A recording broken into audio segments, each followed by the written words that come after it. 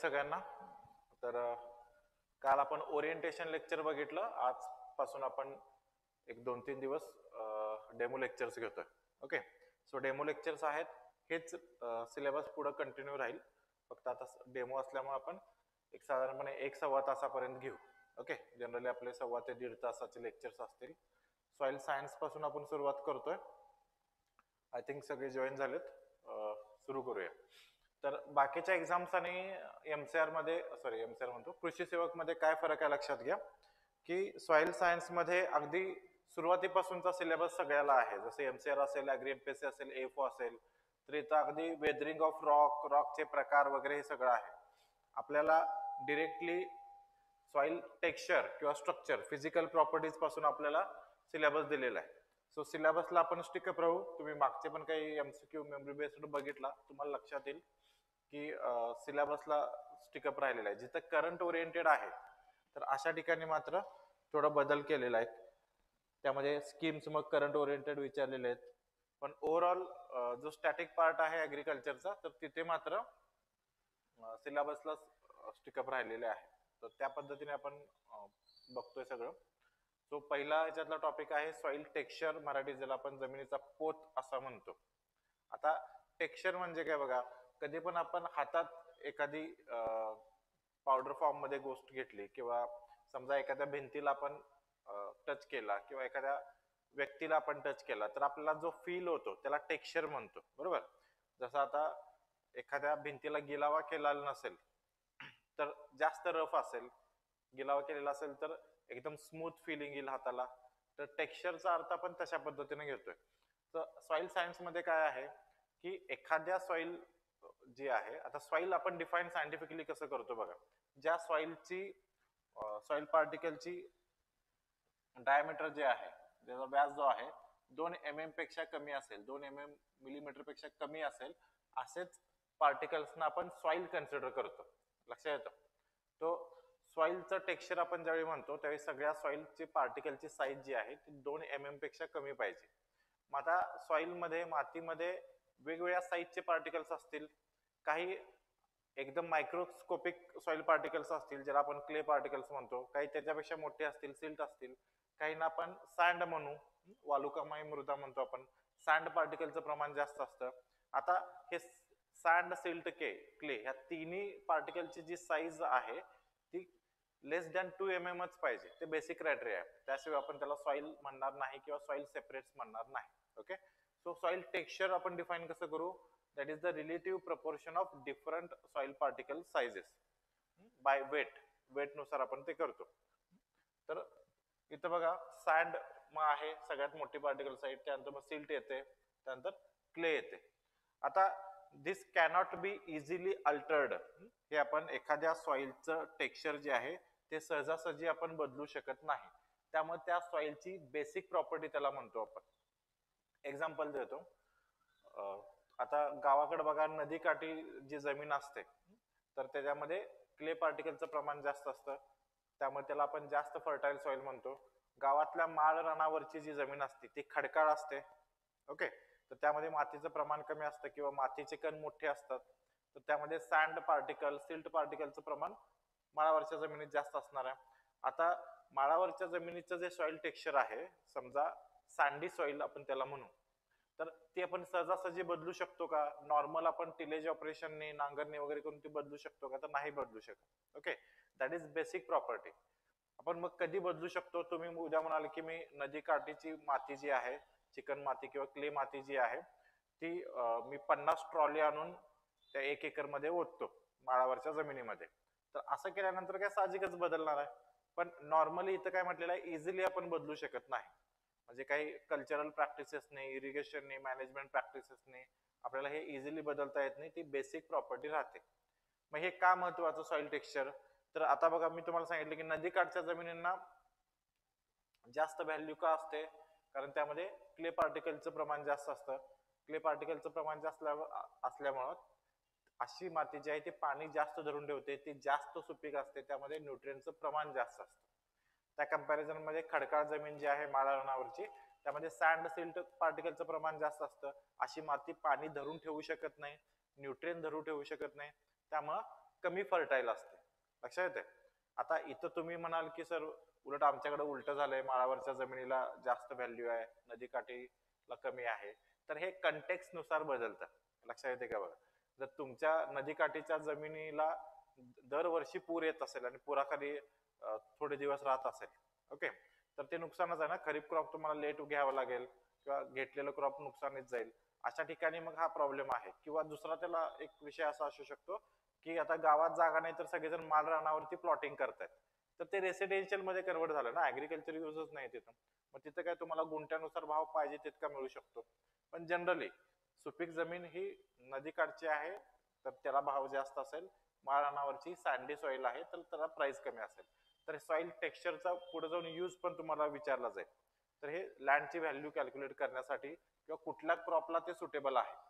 For example आता आपण paddy घेतो, भात घेतो कोकणामध्ये, तर आता आपण बघतोय की पडलिंग ऑपरेशन करतोय, चिखलणी करतोय. तर चिखलणी करताना सगळ्यात बेसिक क्रायटेरिया की त्यामध्ये जर चिकन माती असेल म्हणजे क्ले पार्टिकलचं प्रमाण जास्त असेल तरच ती सॉइल इम्परमेबल होते, म्हणजे त्यातून पाणी खाली गळत नाही. चिकलणी केल्यानंतर बघा त्यात पाणी तुम्ही साठवून ठेवलं की 2-4 दिवस पाणी तसंच राहतं. तेच नॉर्मल आपण शेतामध्ये असं पाणी भरून ठेवा, लगेच ड्रेन होऊन निघून जाईल, बरोबर. मग ज्या सॉइल मध्ये सँड पार्टिकलचं प्रमाण जास्त असेल अशा ठिकाणी आपण पॅडी घेऊ शकत नाही, भात शेती करू शकत नाही. तिथं क्ले सॉइलच पाहिजे. याच्या नेमकं उलट आता पोटॅटो ग्रो करायचंय तुम्हाला किंवा ग्राउंडनट ग्रो करायचंय, मग जिथं इकॉनॉमिक पार्ट जमिनीच्या खाली असतो, ओके. आता पोटॅटो सुरुवातीला छोटा असेल, नंतर तो वाढत वाढत वाढत मोठा होईल हार्वेस्टिंग पर्यंत. मग त्याला वाढण्यासाठी स्पेस पाहिजे ना, मग ही स्पेस तुम्हाला क्ले सॉइल मध्ये मिळत नाही. कारण क्ले सॉइल ज्यावेळी ओली होते, मॉइस्ट होते, तर अशा वेळी काय होणार आहे, ती जास्त चिकट बनते, ओके, आणि वाळल्यानंतर टणक बनते, हार्ड बनते. अशा वेळी मग त्या पोटॅटोला ग्रो होण्यासाठी स्पेसच अवेलेबल होणार नाही, बरोबर. मग अशा ठिकाणी सॉइल थोडी सिल्टी सॉइल किंवा सँडी सॉइल लागते. कॅरेटचं एक्झाम्पल घ्या.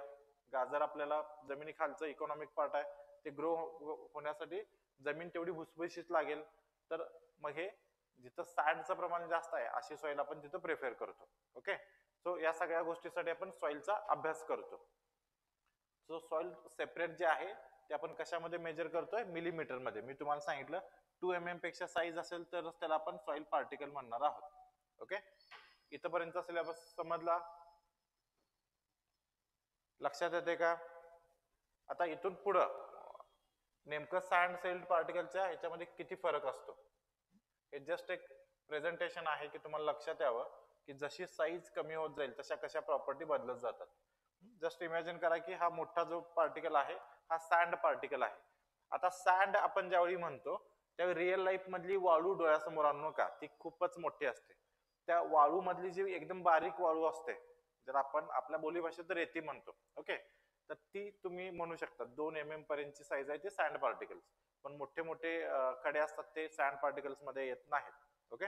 सो हे मॅग्निफाय करून बघू. आता ह्याची डायमीटर जे आहे, व्यास जो आहे हा 2 mm आहे, बरोबर. तर या कंपॅरिझन मध्ये सिल्ट पार्टिकल बघा एवढा छोटा असणार आहे, ओके. आणि याच्यापेक्षा छोटा पार्टिकल, आता हे पॉइंट दिलेला आहे, पॉइंट पेक्षा पण छोटा असणार आहे, तर आपण क्ले पार्टिकल म्हणतो. साईज काय असेल, 0.002 mm हे विचारलं जातं, सगळ्यात बेसिक आहे. याच्यापेक्षा कमी असेल तर ती क्ले पार्टिकल. आता वेगवेगळ्या सिस्टीम्स आहेत, तर आपण इंटरनॅशनल सोसायटी फॉर सॉइल सायन्सने जी सिस्टीम दिलेली आहे त्यानुसार क्लासिफाय करतोय. तर क्ले पार्टिकलची साईज जी सगळ्यात छोटी असणार आहे तर ती किती आहे, 0.002. लक्षात कसं ठेवणार, पॉइंट नंतर 2 शून्य आहेत आणि मग परत 2 लिहायचं आहे, तर त्या पद्धतीने लक्षात ठेवा म्हणजे कन्फ्युजन होणार नाही. तर त्यापेक्षा मग थोडं मोठी आहे सिल्ट पार्टिकल्स. सो बेस त्याचा काय असणार आहे, 0.002.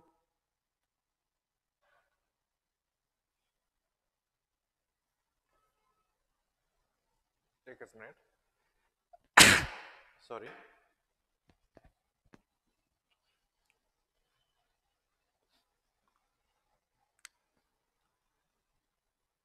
तर सिल्ट पार्टिकलचं बेस काय, 0.002. त्याच्यामध्ये आता इंटू 10 करायचं, 1 शून्य कमी झाला, 0.02 mm. तर ही सिल्ट पार्टिकलची साईज झाली. हे विचारतात, एकतर जोड्या जुळा वगैरे तशा पद्धतीनं ऑप्शन येतील आणि तुम्हाला पर्याय चूज करायला लावतील, ओके, किंवा इंडिव्हिज्युअली विचारतील. त्यांचा सँड मध्ये 2 पार्ट केलेले आहेत. फाईन सँड मध्ये 0.02, आता हा बेस इथे येणार, इंटू 10 केले की 0.2, तर हा फाईन सँडची साईज झाली. आणि कोर सँड म्हणजे 0.2 mm पासून 2 mm पर्यंत. ओके, तर ही कोर सँडची, एवढं तुम्हाला पाठच पाहिजे, ह्याला पर्याय नाही. त्याच्यानंतर पुढचं फक्त 1-2 लक्षात ठेवा. सँड नंतर पुढची जी येते ते ग्रॅव्हल्स म्हणतो आपण त्याला, 2 to 4 mm, आणि ग्रॅव्हल नंतर पेबल्स 4 to 6.64 mm म्हणजे 6 सेंटीमीटर. हाताला आपलं जे आपण गारगोट्या वगैरे म्हणतो, गोट्याने खेळतो, त्या काचेच्या असतात गारगोट्या. तुम्ही माहित नाही मला तुम्ही खेळलाय की नाही, व्हाईट कलरचे गारगोट्याने पण आपण खेळायचो. ओके, तर 6.4 तेवढी, मी बोट करतोय एवढी साईज असते त्याची. सो तर ते पेबल्स मध्ये येतात, लक्षात येते. किंवा बऱ्याचदा तुम्ही फिश टँक मध्ये खाली जे काय असं दगड ठेवलेले असतात, तर ते पेबलच्या साईजचे लक्षात ठेवा. याच्या पुढे पण कॉबल्स वगैरे आहेत, पण इथपर्यंत ठीक आहे. सँड नंतर ग्रॅव्हल्स आणि पेबल्स दोनच लक्षात ठेवा. लक्षात येत आहे, हे साईज तुम्हाला महत्वाचे आहे. आता जशी साईज कमी होत जाते तशी प्रॉपर्टी बदलत जाते, हे मी तुम्हाला सांगितलं. तर त्याला कारण लक्षात ठेवा. आता इथं बघा की सगळ्यात मोठी साईज आहे, समजा हा सँड पार्टिकल आहे, क्यूब आहे, आणि हा सिंगल जो आहे हा क्ले पार्टिकल आहे. तर आता बघा, क्यूबला किती फेस असतात सांगा बघू, फेस किती असतात? त्याला बाजू किती असतात एखाद्या ठोकळ्याला?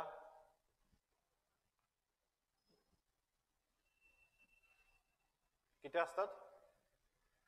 रिप्लाय द्या पटापट, आवाज येतोय माझा? 6 बाजू असतात.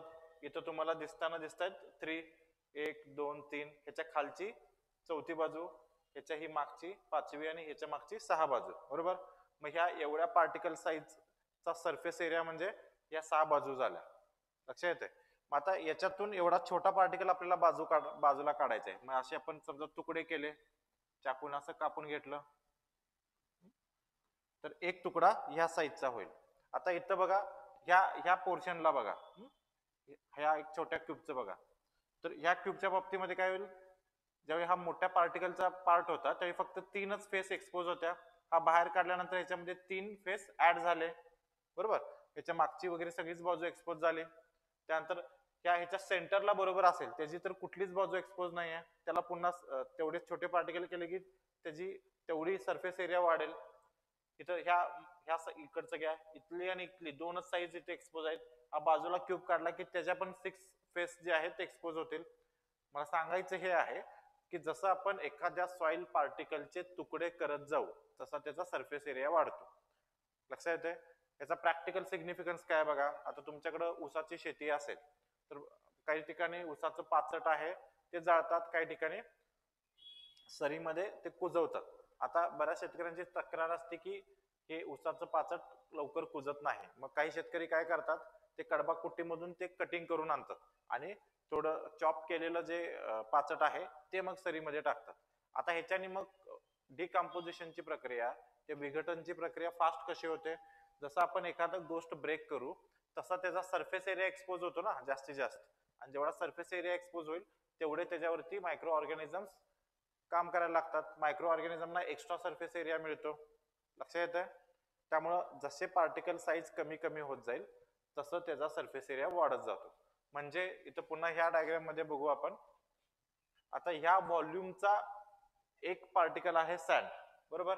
तर आता एवढंच व्हॉल्यूम असणारे बारीक बारीक क्ले पार्टिकल्स आपण घेतले, एवढ्या व्हॉल्यूम मध्ये ते भरले, तर इंडिव्हिज्युअली क्ले पार्टिकलची साईज प्रत्येकाला फेस आहे ना, त्यामुळे सरफेस एरिया ह्या क्ले पार्टिकल सँड पार्टिकलच्या कंपॅरिझन मध्ये हा जो सरफेस एरिया आहे तो खूप जास्त पटीने, म्हणजे ह्या केसमध्ये समजा 1000 पटीने किंवा अगदी लाख पटीने पण वाढू शकतो सरफेस एरिया. जेवढा सरफेस एरिया वाढेल तेवढा तो रिॲक्टिव्ह होईल, लक्षात येते, केमिकल रिॲक्शन मध्ये पार्ट करेल. त्यामुळे क्ले पार्टिकलचा सरफेस एरिया सगळ्यात जास्त असतो. म्हणजे एवढा सरफेस एरिया जास्त तेवढ्या त्या सरफेसला वॉटर मॉलिक्यूल चिटकून बसतील, तेवढे त्या सरफेसला काय होईल, क्ले न्यूट्रिएंटचे जे काय आयन्स आहेत ते चिटकून बसतील. त्यामुळं सँड पार्टिकल मध्ये वाळूला सरफेस एरिया कमी असल्यामुळे माती ते पाणी धरून ठेवू शकत नाही आणि न्यूट्रिएंट पण धरून ठेवू शकत नाही. त्याच्या उलट क्ले पार्टिकल खूप मायन्यूट असतात, त्याला सरफेस एरिया खूप जास्त असतो, त्यामुळे तिथं वॉटर मॉलिक्यूल चिटकून बसतील, प्लस न्यूट्रिएंट पण चिटकून बसतील, आयन्स पण चिटकून बसतील. त्यामुळे क्ले पार्टिकलची वॉटर होल्डिंग कॅपॅसिटी जास्त असते आणि फर्टिलिटी पण जास्त असते, ती माती जास्त सुपीक असते. लक्षात येतंय? इथपर्यंत काय आलं? सो हे इंटरनॅशनल सिस्टीम अटेनबर्गनी डेव्हलप केलेलं आहे. आता मागचा क्वेश्चन पेपर बघितले मेमरी बेस, तर असं काही विचारत नाही तेवढ्या डीपला, पण माहित असून दे. ओके, पुढे मग पार्टिकल साईज डिस्ट्रीब्युशन, आपण ही विभागणी कशी करतोय तुम्हाला मी सांगितलं. याच्यासाठी बेसिक क्रायटेरिया आहे की सॉइल म्हणजे काय, तर त्याची सॉइल डायमीटर जे आहे, व्यास जो आहे तो 2 mm पेक्षा कमी पाहिजे, असे सॉइल पार्टिकल्सच आपण अनालिसिसला घेणार. म्हणजे एखादं सॉइल सॅम्पल तुम्हाला दिलं, जसं तुम्ही रावेमध्ये तुम्ही सॉइल टेस्टिंगसाठी इकडून तिकडून घेतलं असेल मटेरियल, बरोबर, बऱ्याचदा तुम्ही राहताय तिथूनच गोळा केला असेल शेजारच्या शेतातून, तर त्यावेळी तुम्ही जे सॉइल घेताय आणि तुमच्या लॅबला कॉलेजला जाताय, सगळ्यात पहिलं काय करताय, ते चाळणीतून चाळून घेताय. मग ती चाळणी 2 mm सिवची असते, लक्षात येते का बघा. मग त्यातून फक्त 2 mm वालीच खाली पडणार आहेत. म्हणजे 2 mm वाली खाली पडल्यानंतर मग तुम्ही त्याचं टेक्स्चर काय हे शोधू शकता. नाहीतर मग मोठे मोठे पेबल्स वगैरे हे जे आहेत, मोठे खडे आहेत, हे सगळ्यात शेतात असणार आहेत, लक्षात येते. त्याहून आपण जज नाही करू शकत. त्यामुळे सॉइल पार्टिकलचं अनालिसिस करायचं असेल, त्याचं टेक्स्चर काय आहे हे शोधायचं असेल, तर आधी आपल्याला 2 mm ची सॉइल पार्टिकल्सच घ्यावे लागतील, बाकी बाजूला काढायला लागतील, 2 mm पेक्षा लहान असणारे. आता कुठल्या कुठल्या मेथड्स आहेत हे टेक्स्चर शोधायचे किंवा टेक्स्चर अनालिसिस करायचं, तर सगळ्यात पहिला आहे रॅपिड फिल मेथड. नावातच आहे, हातात घ्यायची माती आणि त्याला स्पर्श करून ओळखायची की बाबा हे काय असेल, सँडचं प्रमाण याच्यामध्ये जास्त आहे, सीडचं प्रमाण जास्त आहे का क्ले पार्टिकलचं प्रमाण जास्त आहे. आता हाताने असं रॅपिड फिलने आपण शोधून काढण्यासाठी मुळात आपल्याला शेतीचा अनुभव पाहिजे, आपल्याला त्या कामाचा अनुभव पाहिजे, असं अनालिसिस आपण याच्या अगोदर केलं पाहिजे. त्यामुळे रॅपिड अनालिसिस हे एक्सपिरियन्स आणि स्किल वर्क आहे. ओके, नवीन माणसाला हे जमणार नाही आणि प्रत्येकाचं परसेप्शन वेगवेगळं असतं ना. एखादा नौका असेल तर त्याला थोडं जाडं भरडं सॉइल पार्टिकल्स असणारे पण त्याला वाटेल की क्ले आहे, त्यामुळे त्याला इथं एक्सपिरियन्स माणूस लागेल. सो रॅपिड फील लगेच होणार आहे, प्रॅक्टिकली सगळीकडे हे अप्लाय केलं जातं फील्डमध्ये, पण त्याला एक्सपिरियन्स आणि स्किल लागेल की नुसता हातात धरून ओळखण्यासाठी कुठल्या पद्धतीची सॉइल आहे. दुसरी मेथड येते हायड्रोमीटर मेथड. तुम्ही 11वी-12वीला फिजिक्सचा प्रयोग केलेला असेल, मला आठवत नाही, स्ट्रोक्स लॉ तुम्ही शिकला असेल. त्यामध्ये एक प्रयोग असा होता, अशी एक मोठी ट्यूब होती, याच्यामध्ये ऑइल न भरलेलं होतं. ओके, हे असं क्लोज असायचं आणि इथं बारीक एक होल असायचा आणि हे सगळं ऑइलनी भरलेलं आहे. आता हा प्रयोग कशासाठी तुम्ही केला होता, तर या ऑइलची विस्कॉसिटी शोधायची होती. What is viscosity? विस्कॉसिटी म्हणजे या ऑइल जे काही फ्लुइड आहे त्याचा रेझिस्टन्स किती आहे. म्हणजे आता मी असा हात फिरवतोय हवेमध्ये, एवढा रेझिस्टन्स नाही, पण हेच मी विहिरीमध्ये किंवा पाण्यामध्ये हात एवढ्या सहजासहजी फिरवू नाही शकणार, पाण्याचा रेझिस्टन्स आहे. मग हा जो रेझिस्टन्स असतो त्याला विस्कॉसिटी असं म्हटलं जातं. तर ते मेजर करण्यासाठी तुम्ही प्रयोग केलेला आठवतंय का बघा. इथे एक मार्क असेल, बॉल बेरिंग तुम्ही इथून वरून सोडताय, बॉल बेरिंग खाली पडला, इथून पास होत असताना तुम्ही टायमर चालू करताय ह्या मार्किंगला आणि खाली किती मार्कर असतो, इथं आल्यानंतर खाली जात असताना इथं आल्यावर बरोबर तो टायमर बंद करता. ह्याच्यातून एवढं खाली जाण्यासाठी किती टाइम लागला हे तुम्ही मोजता. तुम्हाला ऑलरेडी बाकीचे सगळे फॅक्टर्स माहित असतात, ह्या बॉल बेरिंगची डेन्सिटी किती आहे, डायमीटर किती आहे, आणि त्यानुसार या ऑइलची आपण काय काढतो, विस्कॉसिटी काढतो. आता इथं उलट आहे, इथं आपल्याला त्या लिक्विडची विस्कॉसिटी माहित आहे, सगळ्या गोष्टी माहित आहेत, पण या सॉइल पार्टिकल जो आहे त्याचा आपल्याला डायमीटर काढायचा आहे, लक्षात येत आहे, त्याची साईज काढायची आहे. मग ह्या स्ट्रोक्स लॉ वापरून हे काढलं जातं. फक्त ते तुम्हाला माहित असावं म्हणून सांगतोय. तुम्हाला जर आठवत असेल 11वी-12वीला केलेला प्रयोग तर तुम्हाला लक्षात राहायला सोपं होईल. अदरवाईज एक्झामच्या दृष्टीने काय महत्वाचं आहे, हायड्रोमीटर मेथड ही पार्टिकल साईज अनालिसिस साठी वापरतात आणि ह्याच्यामध्ये स्ट्रोक्स लॉ वापरतात. स्ट्रोक्स लॉ म्हणजे हात जेवढी ह्याची विड्थ जास्त असेल त्या पद्धतीनं ह्याला खाली जायला वगैरे वेळ लागणार आहे. Okay, strokes law actually viscosity काढण्यासाठी वापरतात, पण इथं आपल्याला विस्कोसिटी ज्याची माहित आहे असंच आपण लिक्विड घेतो आणि त्याच्यावरून उलट फॉर्म्युलावरून उलट आपण त्या पार्टिकलची साईज काढतो. ओके, ठीक आहे. थर्ड आहे इंटरनॅशनल पिपेट मेथड. आता इथं हे कसं करतात वगैरे एवढ्या डीप मध्ये जायची गरज नाही, फक्त एवढंच लक्षात ठेवा ही मेथड सगळ्यात ऍक्युरेट आहे, पण टाइम कन्झ्युमिंग आहे, वेळ लागतो. मग आता तुम्ही रावेमध्ये तसं 100 सॅम्पल घेऊन गेला, तुम्हाला 3-4 दिवसात सगळं अनालिसिस करायचं आहे, तर अशा केसमध्ये लार्ज सॅम्पलला हे चालत नाही. पण जिथं रिसर्च वर्क चालतो तिथं अॅक्युरेसी महत्वाची असते. अशा ठिकाणी मग इंटरनॅशनल पिपेट मेथडने आपण सॉइल टेक्स्चर अनालिसिस करतो. लक्षात आलं? सॉइल टेक्स्चर अनालिसिस करणं म्हणजे काय? त्या पार्टिकलची साईज ओळखणं आणि त्यानुसार सेपरेट करणं, सँड कुठला आहे, सिल्ट कुठला आहे आणि क्ले कुठला आहे, आणि मग त्याचं वेट करणं आणि त्यानुसार ठरवणं की हा सॉइल टाईप कुठला टेक्स्चरल टाईप मध्ये बसतो. ओके, लक्षात आलं? सो 3 मेथड्स आहेत. पुढे आता एक्झाम मध्ये काही लॉज विचारले जातात सॉइल सायन्स मध्ये. तुम्हाला सांगितलं आता सिलेबसला आपण स्टिकअप राहतोय, पण हे असे लॉज वगैरे असतात तर ते रॅन्डमली विचारले जाऊ शकतात IBBS कडून. तर एक फुरियर्स लॉ आहे. So it deals with the conduction of heat in soil. Conduction of heat in soil म्हणजे काय? हा सॉइल सरफेस आहे, इथं सूर्य आहे, जमीन तापली, बरोबर. आता ही जमीन खाली हीट ट्रान्सफर करणार. आता ही हीट कशी ट्रान्सफर होणार? कंडक्शनने. म्हणजे एक सॉइल पार्टिकल दुसऱ्या सॉइल पार्टिकलला हीट देणार आहे, असं करत करत खाली जाईल. तर हा लॉ म्हणजे हा जो फिनॉमिनन आहे याच्यासाठी फुरियर्स लॉ वापरलं जातं. एवढंच लक्षात ठेवा, फॅक्च्युअल डेटा आहे. दुसरं डार्सी लॉ कशासाठी वापरला जातात? Hydraulic gradient. आता हायड्रॉलिक ग्रॅडियंट म्हणजे काय? समजा सॉइल मध्ये ही सॉइल सरफेस आहे, इथं तुम्ही पाणी ओतलं, इथली सॉइल अशी पूर्ण ओली झाली, इकडे तुम्ही काय केलेलं नाही, इथं पूर्ण ड्राय सॉइल आहे. तर आता ग्रॅव्हिटेशनने ह्या सॉइल मध्ये जे पाणी ओतलंय ह्याच्यातलं काही पाणी खाली जाणार आहे, बरोबर, पण काही पाणी असं हॉरिझॉन्टली ह्या ड्राय एरियाकडे पण येणार आहे.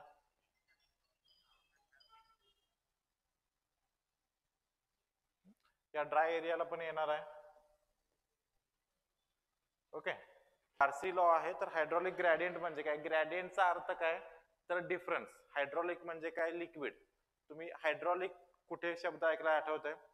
म्हणजे ट्रॉली बघा, काही ट्रॉली अशा टिल्ट होणाऱ्या असतात, आठवतंय?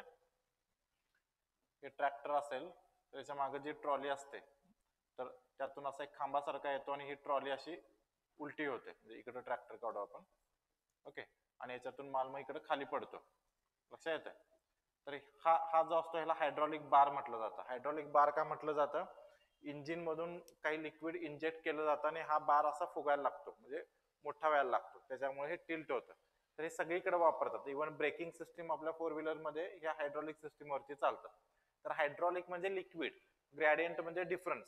तर या केसमध्ये काय, इकडं पाणी भरपूर आहे, इकडं ड्राय आहे, तर आपोआपच पाणी इकडे जायला लागतं, तर ह्याला हायड्रॉलिक ग्रॅडियंट म्हणतात.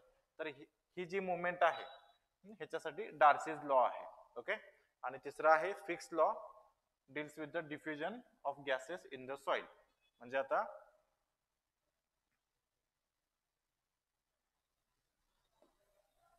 हे फिक्स लॉ म्हणजे काय? डिफ्युजन ऑफ गॅसेस म्हणजे काय? आता हे सॉइल, इथं एअर आहे, आता इथं सॉइल आहे, तर सॉइल मध्ये पण काय मोकळ्या जागा असतील, सॉइल पार्टिकलच्या मध्ये मध्ये जे काय पोर स्पेस असतील, ज्याला आपण मोकळ्या जागा म्हणतो, तर त्यामध्ये पण एअर असणार आहे. मग आता सॉइल मध्ये एअर, इथं समजा प्लांट आहे, ओके, प्लांटचे रूट्स आहेत, तर प्लांटचे रूट्स फक्त पाणी शोषायचे किंवा न्यूट्रिएंट शोषायचं काम करत नाहीत. प्लांटचे रूट्स हे रेस्पिरेशन पण करतात. मग रेस्पिरेशन मध्ये आपण काय इंजेस्ट करतो?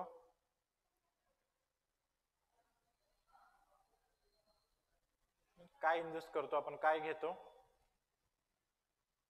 रेस्पिरेशन मध्ये आपण कुठला गॅस घेतो आणि कुठला गॅस सोडतो? सांगा, पहिला सांगा, कुठला गॅस घेतो?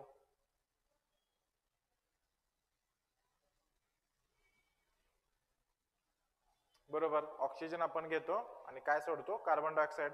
तर प्लांट रूट्स पण तेच करणार आहे, तर ऑक्सिजन घेणार आहे आणि कार्बन डायऑक्साईड सोडणार आहे. मग सॉइल एअर मध्ये, सॉइलच्या एअर मध्ये कार्बन डायऑक्साईडचं प्रमाण हे वरच्या ऍटमॉस्फेरिक एअर पेक्षा इथं कार्बन डायऑक्साईड जास्त असणार आहे, इथं कंपॅरेटिव्हली CO2 कमी असणार आहे, बरोबर. मग काय होणार आहे की ऍटमॉस्फिअर मधला CO2 हवेत जाणार आणि हवेतला ऑक्सिजन किंवा नायट्रोजन ती जागा व्यापायला बघणार आणि इक्विलिब्रियम होईल. तर ही जी काही मुवमेंट आहे तर याला डिफ्युजन ऑफ गॅसेस म्हटलं जातं. लक्षात येतं? लक्षात येते का? ओके, कारण इथं सॉइल मध्ये ऑक्सिजन कमी झालेला असणार, कारण रूटनी रेस्पिरेशन साठी वापरलेलं असणार. हवेत मात्र ऑक्सिजनचं जे काही प्रमाण आहे ते फिक्सच राहणार आहे. मग कमी झालेलं ऑक्सिजन खाली यायला बघेल आणि जास्त झालेला CO2 बाहेर जायला बघेल. तर त्या पद्धतीनं मग ही एअर मुवमेंट चालेल. त्याला आपण डिफ्युजन म्हणतो. Okay, that is govern by fix law. फक्त हे फॅक्च्युअल डेटा आहे, थोडं पाठ करा, हे विचारलं जाऊ शकेल. आता सिलेबस खूप लिमिटेड आहे ऍग्रीचा compare to other exams, MCR असेल, AFO असेल किंवा ऍग्री MPSC. त्यामुळे जेवढा काय सिलेबस आहे तो डीप लेवलनीच करायचा आहे आपल्याला. ओके, असं कुठं विचारतात सर असं एवढं अवघड नसतंय, काहीही फरक पडत नाही. थोडं आपण एक्स्ट्रा शिकलो किंवा डीप शिकलो. ओके, उद्या पॅटर्न चेंज झाला, तक्रार करण्यात काय अर्थ नाही. मी काल तुम्हाला सांगितलेलं आहे, पुन्हा मग कधी ऍड येईल त्यावेळी आपण प्रिपरेशन करणार नाही. याच ऍड मध्ये आपल्याला सिलेक्शन व्हायचं आहे आणि त्यासाठी थोडं एक्स्ट्रा धावायला लागलं तरी आपण धावणार आहोत. ओके, पुढं सँड पार्टिकल. मगाशी तुम्हाला सांगितलं, आता सँड पार्टिकल्स मध्ये जनरली क्वार्ट्स हे मेन असतात. तर क्वार्ट्स म्हणजे काय, हे मिनरल आहे. आता तुम्हाला हा सिलेबसलाच पॉइंट नाही तर काही तुम्ही विसरून गेला तरी चालेल. क्वार्ट्स पार्टिकल्स जास्त असतात. ओके, त्यानंतर फेल्सपार आणि मायका मिनरल्स असतात. सोडून द्या नाही समजलं तर. आता हे युनिफॉर्म साईज आहे, जनरली राऊंडेड शेप असतात, त्यामुळे स्पेरिकल शेप असणार आहे. Can be seen in open eyes. ह्याची लिमिट काय आहे, 0.02 पासून 0.02 पासून 2 mm. बरोबर, तर एवढी पार्टिकल साईज असणार आहे. लक्षात येत आहे. तर ही पार्टिकल साईज आहे. आता ह्याच्यातली जी अप्पर लिमिट आहे तर ही आपण इझिली बघू शकतो. आपल्या पट्टीवरती 10 mm म्हणजे 1 सेंटीमीटर म्हणजे एवढासा भाग येईल. तर आपण MM पर्यंत आपल्या उघड्या डोळ्यांनी दिसतं आपल्याला व्यवस्थित. त्यामुळे सँड पार्टिकल जनरली ओपन आईजने आपण बघू शकतो. आता याचा सरफेस एरिया जो आहे तो कमी असणार आहे. मगाशी तुम्हाला मी एक्सप्लेन करून सांगितलं, जेवढी साईज मोठी तेवढा त्याचा सरफेस एरिया कमी झाला. ओके, आपण त्याचे तुकडे तुकडे केले की सरफेस एरिया वाढत जाणार आहे. सो केमिकली सँड जे आहे ते ऍक्टिव्ह नसतं, doesn't affect on soil chemicals. Okay, पुढं सिल्टच्या बाबतीमध्ये बघा, particle size intermediate between sand and clay. म्हणजे 3 पार्टिकल साईज बघतोय आपण. पहिला आहे सँड, त्याची साईज खूप जास्त असणार आहे. त्यानंतर इथं थोडं कमी सिल्ट पार्टिकल आणि त्यानंतर क्ले पार्टिकल. ओके, तर हे सिल्ट काय आहे, ह्या दोन्हीच्या साईजच्या इंटरमिडिएट आहेत. त्याच्या प्रॉपर्टी पण ह्या दोन्हीच्या साईजच्या मधोमध्ये येतात. Since the size is smaller, सँडच्या कंपॅरिझन मध्ये साईज स्मॉलर आहे तर सरफेस एरिया आपोआपच वाढले. सँडचे तुकडे तुकडे करा, सिल्ट तयार होईपर्यंत सरफेस एरिया वाढला. This is coated with clay particles. आता मगाशी आपण इमेज बघितली होती, तर सिल्ट पण क्लेच्या कंपॅरिझन मध्ये खूप जास्त मोठा असतो. मग सिल्टच्या पार्टिकलच्या बाजूला पण क्लेचे पार्टिकल चिकटलेले असतात. ओके, आणि हे सँडच्या बाबतीमध्ये पण आहे. सँड पार्टिकल आपण बारीक बारीक क्लेचे पार्टिकल चिकटलेले असतात.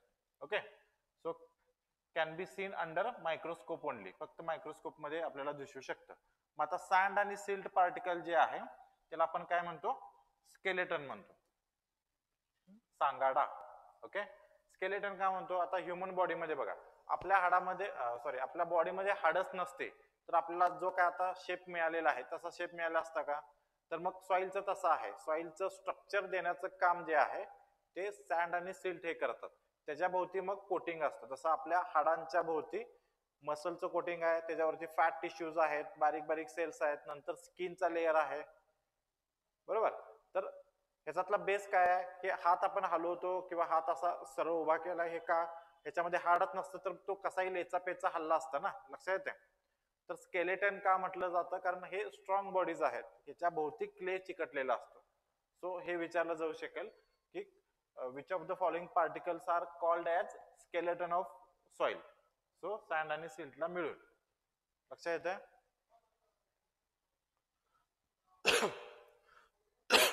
सॉरी, जरा घसा बसलाय. क्ले पार्टिकल्स मध्ये बघा, आता क्ले पार्टिकलची साईज सांगितली तुम्हाला 0.002 mm पेक्षा कमी. ओके, सो 0.002 पेक्षा कमी जर असेल तर त्याला आपण क्ले पार्टिकल्स म्हणतो. आता हे अल्युमिनो सिलिकेट मिनरल्स पासून बनलेले असतात. एवढं डीप मध्ये जायची गरज नाही, ते पुढे येणारच आहे. आणि आता नॉर्मल मायक्रोस्कोप मध्ये पण दिसणार नाही, आपल्याला इलेक्ट्रॉनिक मायक्रोस्कोप घ्यावा लागेल. एवढे बारीक ही पार्टिकल साईज असेल. ओके, तर ह्याला आपण फ्लेश ऑफ सॉइल म्हणतो. फ्लेश म्हणजे काय, मांस. जसं आपल्या हाडांवरती मांस असणार आहे, त्याच्यामुळे आपल्याला आपण ह्युमन सारखं दिसतो. अदरवाईज माणसाचं जसं सांगाडा असतो तसं जसं पण दिसलो असतो, गाल वगैरे असे आत गेलेले. तर हे फ्लेश म्हणजे काय, जसं आपल्या हाडांच्या वरती हे फ्लेश आहे, तशाच पद्धतीनं सँड आणि सिल्ट पार्टिकलच्या वरती ह्याचं कोटिंग असणार आहे क्ले पार्टिकलचं, त्यामुळे त्याला फ्लेश म्हणतो आपण. ओके, तर हा पण महत्वाचा मुद्दा. आणि it affects the physical and chemical properties of soil. सॉइलच्या जेवढ्या काय प्रॉपर्टीज आहेत, सॉइल मध्ये न्यूट्रिएंट धरून ठेवायचे की नाही, पाणी धरून ठेवायचं की नाही, एरेशन असणार की नाही, हे सगळं क्ले मुळे ठरतं, क्लेच्या प्रमाणावरून ठरतं. ओके, लक्षात आलं? इथपर्यंत काय डाऊट आहे काय सांगा, रिप्लाय द्या. क्लिअर असेल तर ओके म्हणा.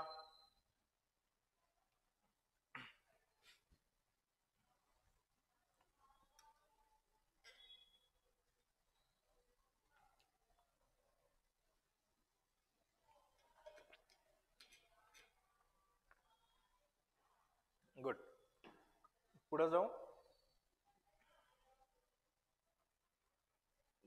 आता सॉइल टेक्स्चर क्लासेस कुठले आहेत बघा. एखाद्या सॉइलला आपण सँडी सॉइल आहे असं कधी म्हणू आपण, तर त्याचे काही लॉज आहेत. तर लॉ काय आहे, जर एखाद्या सॉइल मध्ये 70% पेक्षा जास्त, एखाद्या सॉइल मध्ये 70% पेक्षा जास्त जर सँड पार्टिकल्स असतील आणि क्लेचं प्रमाण हे 15% पेक्षा कमी असेल, लक्षात घ्या, सँड आपण कशाला म्हणतोय, 70% पेक्षा जास्त सँड पार्टिकल्स असतील तर त्याला आपण सँडी सॉइल म्हणणार. ओके, अशी सॉइल काय असणार आहे, एकदम लूज आणि फ्रायबल असणार आहे, मोकळी भुसभुशीत असणार आहे, इझिली हँडल करू शकतो. टिलेज ऑपरेशन, नांगरणी वगैरे सगळं आपण इझिली करू शकतो. लक्षात येते, एकदम भुसभुशीत असणार आहे. इट फॅसिलिटेट ड्रेनेज, पाण्याचा निचरा इझिली होतो, एरेशन पण चांगला असणार आहे. म्हणजे इमॅजिन करा, तुमच्याकडे नॉर्मल जी बारीक वाळू आपण गिलावासाठी वगैरे वापरतो, तर त्या आसपास सँडचं साईज असते. तर असा गिलावाची वाळू घ्या आणि त्याच्यावर एकदम वरून घागरीतून पाणी ओता, म्हणजे त्यात वाळू बुडली वगैरे असं होतं का, कितीही पाणी ओतलं तर पटकन ते खालून निघून जातं. लक्षात आहे, कारण त्या सँड पार्टिकलच्या मध्ये जे काही पोर स्पेस आहे, मोकळी जागा आहे, ती खूप मोठ्या मोठ्या जागा असतात, त्यातून इझिली पाणी पास होतं, म्हणजेच ड्रेनेज चांगला आहे. सो गुड ड्रेनेज कंडिशन हे सँड पार्टिकलची प्रॉपर्टी आहे. लक्षात येतंय? आता याचा मग प्रॉब्लेम पण आहे, तुम्ही पाणी दररोज देताय त्या मातीला, पण पाणी ते धरूनच ठेवत नाही. मग तिथं जर तुम्ही एखादी पिकं लावलीत तर त्याला पाणी वेळेत मिळणार नाही, पाण्याची कमतरता जाणवेल, तुम्हाला इरिगेशनची फ्रिक्वेन्सी वाढवावी लागेल, दररोज तुम्हाला इरिगेशन करावं लागेल. लक्षात येते? So very little water holding capacity, sand सॉइलची वॉटर होल्डिंग कॅपॅसिटी एकदम कमी असते, त्यामुळं सँड सॉइल ड्रॉट कंडिशन्स मध्ये विथस्टँड करू शकत नाही. म्हणजे इथं जर आपण क्रॉपिंग घेतलं तर ड्रॉट कंडिशनला मग लगेच झाड वाळायला लागतील, कारण त्यामध्ये पाणीच नसणार आहे.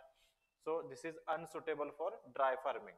असा पण क्वेश्चन कन्सेप्च्युअल विचारला जाऊ शकेल, which of the following type of soil is unsuitable for dry farming. तर मग तिथं लॉजिक काय असेल, तर सँडी सॉइल हे अनसुटेबल फॉर ड्राय फार्मिंग, कारण त्यामध्ये पाणी धरून ठेवायची क्षमताच नसते. आता बघा, गावाकडं तुमच्याकडे कॅनल गेला असेल, 15 दिवसातून उन्हाळ्यात एखादं तुम्हाला पाण्याची खेप मिळत असेल, तर तुमच्याकडे क्ले सॉइल आहे जी पाणी धरून ठेवते भरपूर, आणि तुमच्याकडं सँडी सॉइल आहे, जर तुम्ही आज इरिगेशन केलं तर लगेच 2 दिवसात पाणी संपून जाणार आहे किंवा त्याचा निचरा होणार आहे. तर अशा केसमध्ये पुन्हा 15 दिवसानंतर तुम्हाला पाणी मिळणार आहे, तर पीक वाळून जाईल.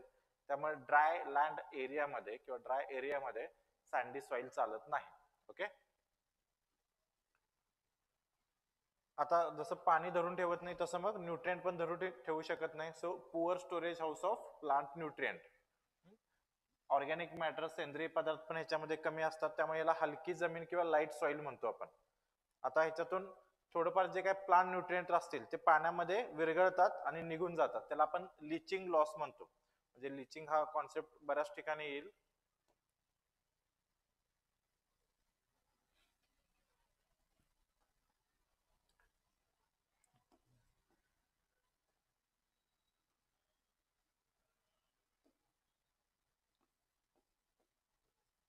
लिचिंग म्हणजे काय बघा, हे सॉइल सरफेस आहे, हे प्लांट रूट्स आहेत, हे प्लांट आहे समजा. आता इथे एखादा न्यूट्रिएंट आहे जे प्लांट रूट ऍब्सॉर्ब करू शकतात. आता ही सँडी सॉइल आहे, तुम्ही भरपूर पाणी दिलं याला, मग ह्याच्यातलं जे काही न्यूट्रिएंट आहे ते ह्या वॉटरमध्ये डिझॉल्व्ह झालं. आता सँडी सॉइल पाणी जास्त वेळ धरून ठेवू शकत नाही, त्यामुळे अंडर ग्रॅव्हिटेशन फोर्स ते रूट झोन मधून खाली निघून जाईल ग्राउंड वॉटरकडे. हे जाताना ह्याच्यामध्ये जे काही न्यूट्रिएंट डिझॉल्व्ह झालं ह्या पाण्यामध्ये ते पण निघून जाईल.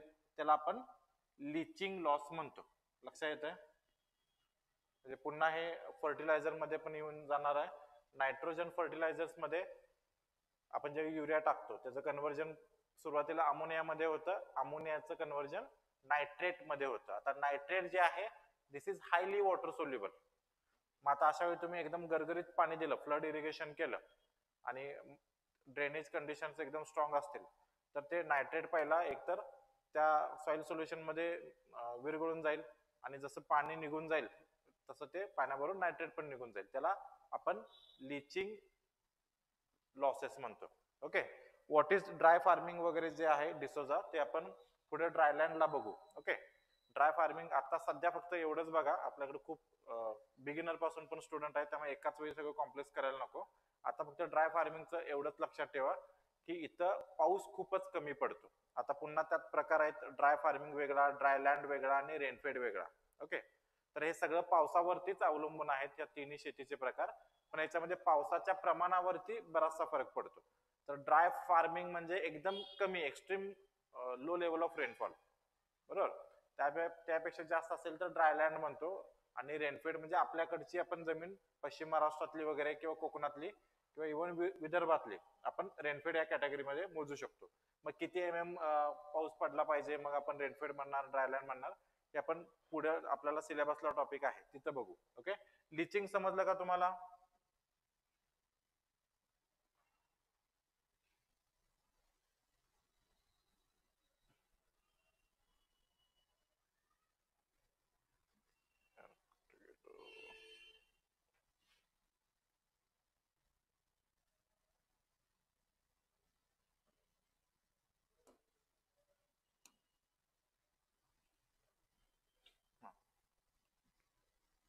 सो याच्यातून न्यूट्रिएंट लिचिंग लॉसेसने निघून जातात. मग अशी क्रॉप कुठल्या कुठल्या ह्याच्यासाठी सुटेबल असेल मी तुम्हाला सांगितलं. जिथं आपला इकॉनॉमिक पार्ट जो आहे तो जमिनीखाली ग्रो होणार आहे, जसं पोटॅटो जमिनीखाली लागतात, ग्राउंडनट जमिनीखाली लागतं, तर असे किंवा तुम्हाला काय सांगितलं होतं मग अशी गाजर, कॅरट जमिनीखाली लागतं किंवा स्वीट पोटॅटो असे जे आहेत, तर तिथं सॉइल ग्रो होत असताना, सॉइल मध्ये पोटॅटो ग्रो होत असताना त्याची साईज वाढणार आहे. अशा वेळी मग लूज फ्रायबल सॉइल पाहिजे. तर अशा वेळी हलकी जमीन, लाईट सॉइलच लागते ज्याच्यामध्ये सँडचं प्रमाण जास्त असेल. ओके. पण जिथं वॉटर रिक्वायरमेंट जास्त आहे, आता कुकुंबर काय पाण्याखाली लागत नाही, पण कुकुंबर हे कुकुरबिटॅशियस फॅमिलीमध्ये येतं, ज्याला वॉटर लॉगिंग अजिबातच चालत नाही. ओके. तर इथं ड्रेनेज कंडिशनच्या दृष्टीने आपण कुकुंबर एक्झाम्पल घेतलेला आहे. लक्षात येतंय? तिथं ते लॉजिक लावायचं नाही की कुकुंबर पाण्याखाली जमिनीखाली कुठं वाढतं वगैरे, वरच वाढतं. पण कुकुंबर ज्या फॅमिलीतून येतं, कुकुरबिटॅशी फॅमिली, सॉरी गोड फॅमिली, तर त्या फॅमिलीमध्ये वॉटर लॉगिंग अजिबातच चालत नाही. वॉटर लॉगिंग असेल तर झाडाची ग्रोथ थांबते आणि झाड लगे मरून जातं. तर तिथं ड्रेनेज कंडिशन चांगलं असणं हे प्राईम मोस्ट इम्पॉर्टंट आहे.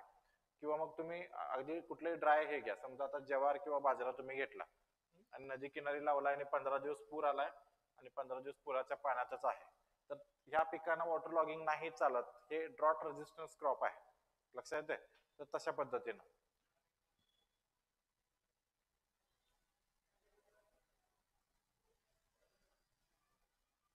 पुढची सॉइल टाईप आपण बघितलं सिल्टी सॉइल. तर आता एखाद्या सॉइलला सिल्ट सॉइल आपण कधी म्हणतो, जे तिथं 80% कंपोनंट हा सिल्टचा असेल त्यावेळी. मग अशी आपण काय बघितलं, सँड सॉइल, तर त्याच्यामध्ये मोर दॅन 70% सँड पाहिजे, मगच त्याला आपण सँडी सॉइल म्हणू. इथं सिल्टी सॉइल कधी म्हणायचं, मोर दॅन 80% जर सिल्ट असेल तर. ओके. आता ह्याची वॉटर होल्डिंग कॅपॅसिटी आहे ती सँड पार्टिकल पेक्षा बरी असते, म्हणजे चांगली असते. ओके. पण क्ले पार्टिकल पेक्षा कमी असते. हे का वगैरे आपण पुढे बघतोय, तुम्हाला मी सांगतो. त्यानंतर पुढचं टाईप येतं क्ले सॉइल. आता असे टिपिकल सॉइल टाईप तुम्ही बघितलं असाल, पावसाळ्यात मॉइस्ट झालं किंवा आपण इरिगेशन दिलं तर एकदम चिकट होते, म्हणजे त्याला प्लास्टिसिटी म्हणतो, पाहिजे तसं आपण शेप देऊ शकतो. किंवा ड्राय झालं तर अशा याला भेगा पण पडतात, म्हणजे एक्स्ट्रीम टोकाला आहे हे. मग एखाद्या सॉइलला क्ले सॉइल आपण कधी म्हणणार आहोत, तर त्या सॉइल मध्ये ज्यावेळी ऍटलिस्ट 35% क्लेचं प्रमाण असेल तर त्याला आपण क्लेई सॉइल म्हणणार आहोत. आता मला सांगा की आतापर्यंत आपण ह्याचे बघितले, तर क्लेई सॉइल मध्ये काय होतं,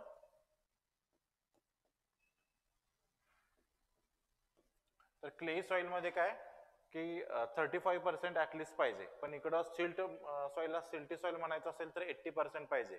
सँडला सँडी सॉइल म्हणायचं असेल तर 70% पेक्षा जास्त सँड पार्टिकल्स पाहिजेत. पण इथं मात्र 35% पर्यंत जरी असलं तरी त्याला आपण क्ले सॉइल का म्हणतो, कारण तेवढ्या कमी प्रमाणात जरी क्ले पार्टिकल्स असले त्या सॉइलमध्ये तरीही ते त्या टोटल सॉइलची प्रॉपर्टी इन्फ्लुएन्स करतात. त्यामुळे 35% जरी असलं तरी सफिशियंट आहे. ओके, हे पाठच पाहिजे तिन्हीच. आपण पुन्हा एकदा रिपीट करतोय, सँड पार्टिकलला किती 80, सँड पार्टिकलला 70, सिल्टी सॉइलला 80% आणि क्ले सॉइलला मिनिमम 35%. ओके, तर त्याला आपण क्ले सॉइल म्हणणार आहोत. तर आता इथं बघा काय हायेस्ट सरफेस एरिया आहे, त्यामुळे खूप जास्त रिएक्टिव्ह आहे, केमिकली ऍक्टिव्ह आहे. दुसरा हायेस्ट वॉटर होल्डिंग कॅपॅसिटी आहे. आता वॉटर होल्डिंग कॅपॅसिटी का जास्त आहे यांची,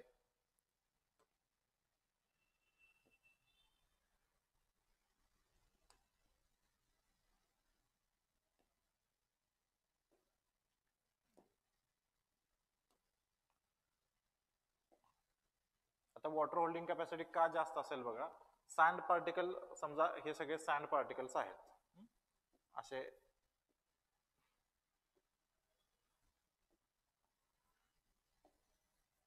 आता जेव्हा आपण याच्यामध्ये पाणी टाकतो ते मधली जी स्पोर स्पेस आहे ही खूप मोठी असते, याच्यातून पाणी इझिली खाली निघून जात आहे.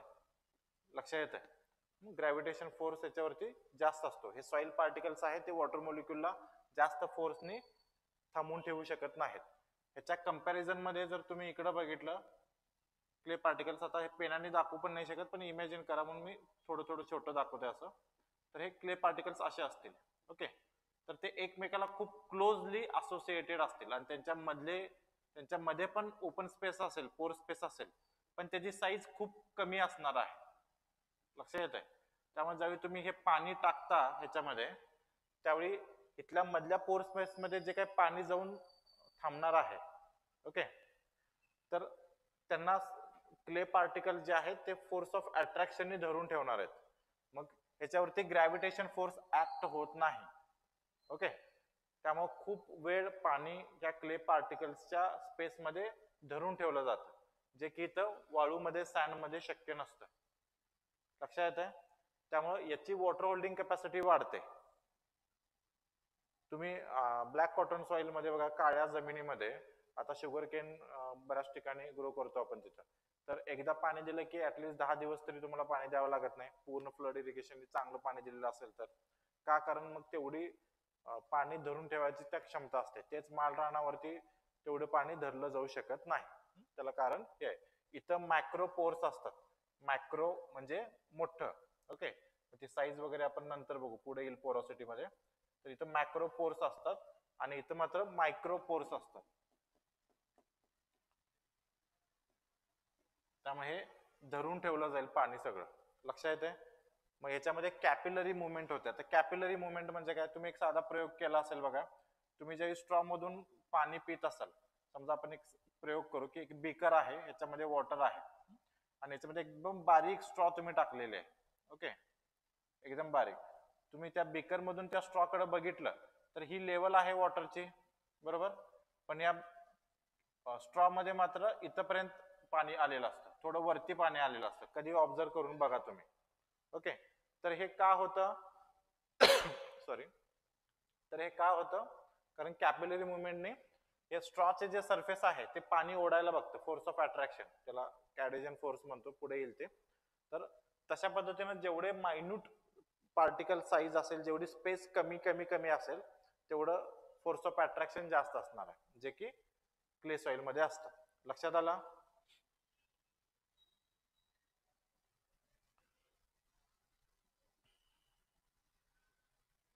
So highest water holding capacity, मग जसं वॉटर धरून ठेवणार आहे तशाच पद्धतीनं हे काय न्यूट्रिएंट पण धरून ठेवणार आहे. त्यामुळे सगळ्यात फर्टाईल सॉइल ही असणार आहे. पण ह्याचा तोटा काय? Poor drainage. म्हणजे तुम्ही हे बघू शकता अशा पद्धतीनं फक्त क्लेचं प्रमाण 35 पर्यंत असेल तर एक वेळ ठीक, पण प्रमाण वाढत गेलं 60% 70% जर क्लेच असेल तर ती एकदम अशी चिबड जमीन होते, म्हणजे एकदम चिखल होतो आणि प्लास्टिसिटी वाढते, चिटकून बसण्याचं प्रमाण वाढतं. मग एवढे पार्टिकल्स हे असतात, म्हणजे ही एक आणखीन थेअरी लक्षात घ्या.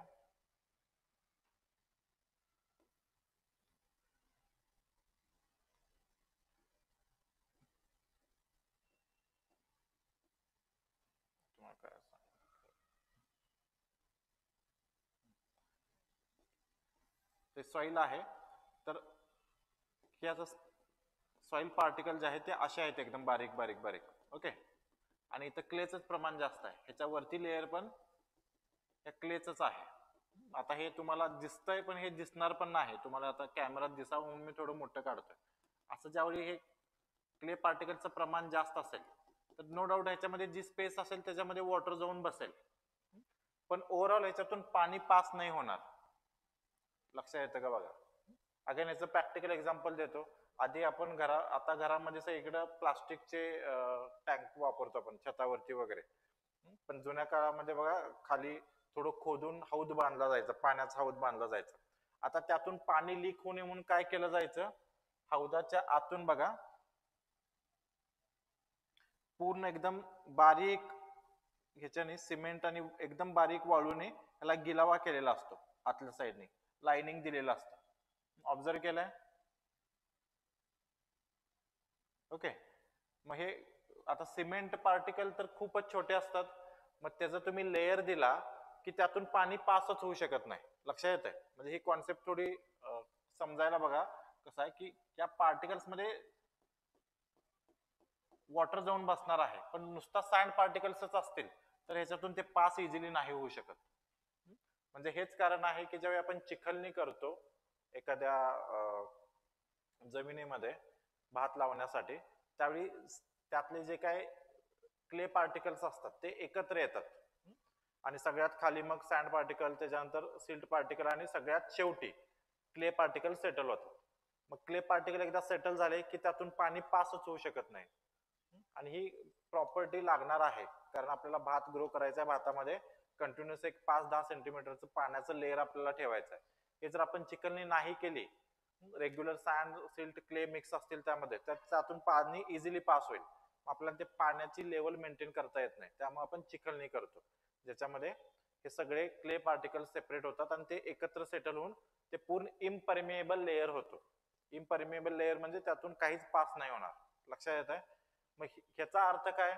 समजा तुम्ही इथं क्ले आणि सँडचं प्रमाण, समजा सँडचं प्रमाण 80 आहे आणि क्ले 20 आहे ह्या जमिनीमध्ये, आणि इथं मात्र समजा क्लेचं प्रमाण 60% आहे. ओके, आणि सँडचं 20% आहे. तर ह्या इथं काय होईल की तुम्ही पाणी भरपूर दिलं तर ह्याच्यातून ड्रेनेज लवकर होणार नाही, पाणी साठून राहील, मग वॉटर लॉगिंग कंडिशन होईल. आता वॉटर लॉग्ड कंडिशन मध्ये तुम्ही पॅडी ग्रो करू शकताय कारण पॅडीला वॉटर लॉगिंग लागतं, पण तुम्ही मग बाकीचे क्रॉप ग्रो नाही करू शकणार ना. व्हीट, ज्वार, बाजरा वगैरे हे क्रॉप तुम्ही ग्रोच करू शकणार नाही कारण त्यांना वॉटर लॉगिंग चालत नाही. लक्षात येतं? त्यामुळे वॉटर होल्डिंग कॅपॅसिटी जास्त आहे, न्यूट्रिएंट होल्डिंग कॅपॅसिटी जास्त आहे, सगळं चांगलं आहे. पण खूप जास्त क्लेचं प्रमाण वाढलं तर मग तिथं ड्रेनेज कंडिशनचा प्रॉब्लेम होतो, पाण्याचा निचरा लवकर होत नाही आणि मग वॉटर लॉगिंग तयार होतं, कंडिशन येते. ओके, सो हा क्ले पार्टिकलचा ड्रॉबॅक झाला क्ले सॉइल जर जास्त असेल तर. Okay, so this is due to poor condition, poor drainage. त्यानंतर मग स्टिकीनेस येतं. जर स्टिकीनेस खूप जास्त असेल तर त्याला आपण हेवी सॉइल म्हणतो, आणि अशी सॉइल जी आहे that is difficult to tillage operations. लक्षात येतंय का बघा? तुम्ही आता अशा सॉइल मध्ये ट्रॅक्टर घेऊन उतरला, जिथं आता पाऊस पडला आणि अशी पूर्ण चिकट माती झालेली आहे, तर एकतर ट्रॅक्टर रुतून बसेल, त्याच्या चाकाला वगैरे सगळं चिखल लागेल, तुमच्या नांगराला चिखल लागेल, इम्प्लिमेंटला पूर्ण चिखल चिटकून बसेल आणि तो ट्रॅक्टर तिथं स्ट्रक होऊन जाईल. लक्षात आलं? तर टिलेज ऑपरेशन्स अशा ठिकाणी करणं खूप अवघड आहे. मग तुम्ही म्हणाल की एकदा वाळून दे जमीन, वाळल्यानंतर मी करतो. तर वाळल्यानंतर काय होणार आहे, अशा याला भेगा पडतील आणि ही माती एकदम टणक होऊन जाईल, एकदम हार्ड होऊन जाईल. त्यामुळे अशा केसमध्ये पण तुम्ही ट्रॅक्टरने तिथं नांगरणी करायला लागला तर खूप जास्त फ्युएल कन्झम्पशन होणार आहे, किंवा ट्रॅक्टरचं स्पेअर पार्ट किंवा नांगराचं वेअर टेअर लवकर होणार आहे. ओके, लक्षात येते, लवकर ते रिपेअरिंगला येईल. सो ही दोन्ही एक्स्ट्रीम कंडिशन्स आहेत. तर ह्याच्यामध्ये तोटा काय आहे क्ले सॉइलचा, एक तर टिलेज ऑपरेशन करणं ह्याच्यामध्ये डिफिकल्ट असेल, आणि दुसरं ड्रेनेज कंडिशन्स चांगली नसते. लक्षात आलं? हे विचारतात, खूप जास्त महत्वाचं आहे. याच्यामध्ये काय डाऊट आहे का सांगा.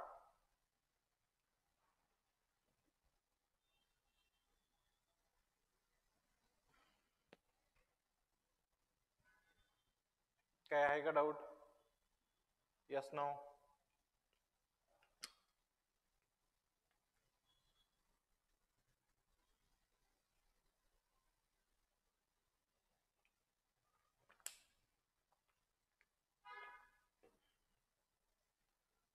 Okay, good. पुढे जाऊ आपण.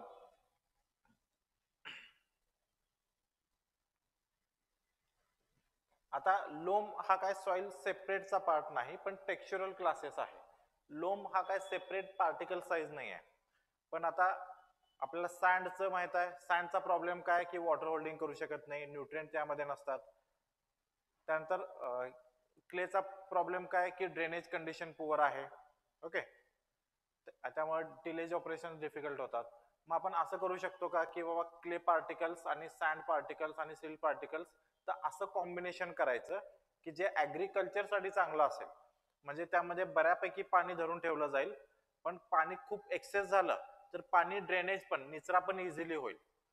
त्यामध्ये एक मॉडरेट लेवलचं न्यूट्रिएंट स्टोरिंग कॅपॅसिटी पण असेल, टिलेज ऑपरेशन करणं पण सोपं जाईल.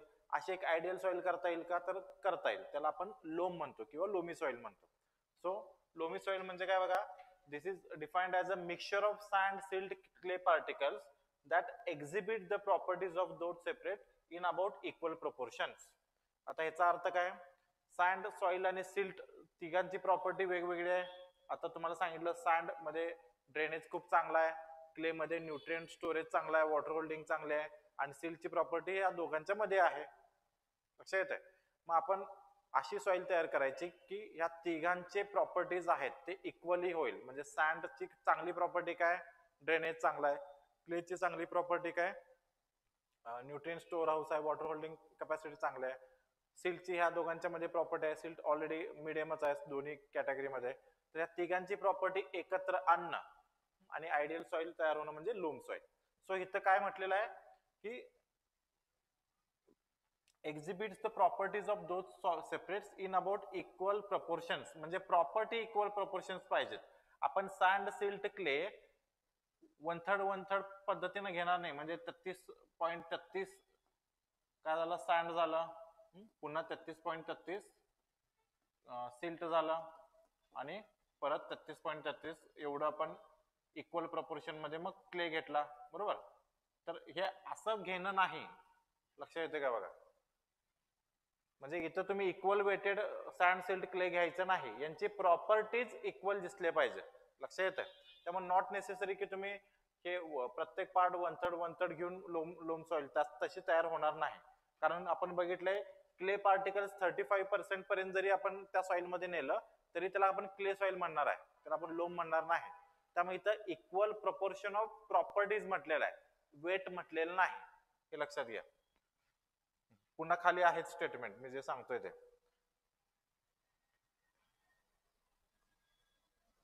काय म्हटलेलं आहे, loam does not contain equal percentage of sand, silt, clay. लक्षात ठेवा, म्हणजे 33 असं त्याचं पर्सेंटेज नसतं. It exhibit approximately equal properties of sand, silt and clay particles. त्यांचे प्रॉपर्टीज इक्वल असतील, सँड, सिल्ट, क्लेचे प्रॉपर्टीज इक्वल होईल.